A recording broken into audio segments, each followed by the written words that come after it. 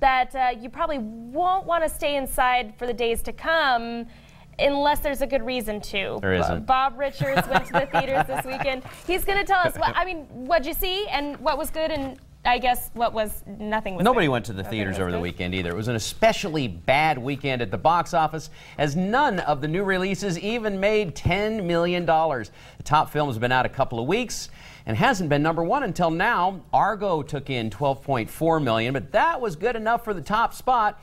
Hotel Transylvania was second with $9.5 million, and the $100 million Cloud Atlas could only pull in $9.4 million its opening weekend.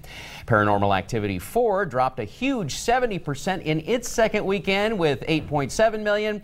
Silent Hill Revelation tied for 5th place with $8 million. Fun Size flopped with $4.1 million, and Chasing Mavericks didn't make the top 10. Silent Hill Revelation 3D has some cool 3D. It also has a spooky, nightmarish atmosphere that's a lot like the video games.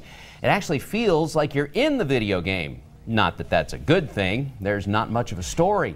A few gotcha jumps are all the fright this one can muster, but it does look good. No revelations here. 3 stars out of 5. In Chasing Mavericks, Gerard Butler's accent peeks through every now and then, but that's not the worst thing about this true surfing tale.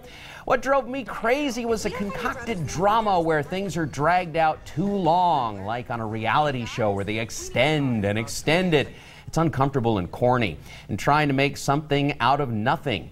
This isn't especially inspirational. I'll call it chasing a pulse. 3 stars out of 5. Fun Size is a teen comedy that's not very funny. You've seen it all before in the trailer and about 50 other movies just like it. But this is just bland. Fun Size candy is a little version of a big candy bar. It's not really fun, it's just small. They call it fun to try to fool you. 2 bites and it's gone, and it isn't satisfying. This is a Fun Size version of a comedy. Not funny and not so fun. 2 stars out of 5. While watching Cloud Atlas an hour into it, I didn't know what it was about. 2.5 hours in, I still didn't know, but I was checking my watch and wishing I hadn't had that last cup of tea. It opens with a mind-numbing hodgepodge of time jumping and barely discernible pidgin English. It went downhill from there. It's a chaotic mishmash of hack editing, latex, and reincarnation. Mostly latex. 6 stories slapped and muddled together where everyone has a blob of latex somewhere on their face at one point or another. I'm sure the makeup man got paid by how many pounds of latex he used.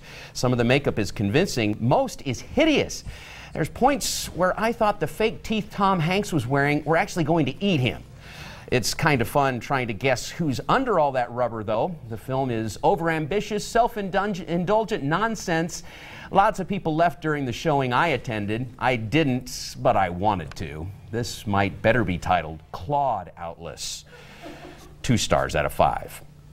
For my reviews, a look at this week's DVD and Blu-ray releases and more, head over to my website, BobRichardsMovieReviews.com, or link to it at IdahoOnYourSide.com. Wow. I don't even know what to say. I don't know whether to laugh or cry or just stay home and watch something on TV. Stay home, watch something on TV. Okay, fantastic.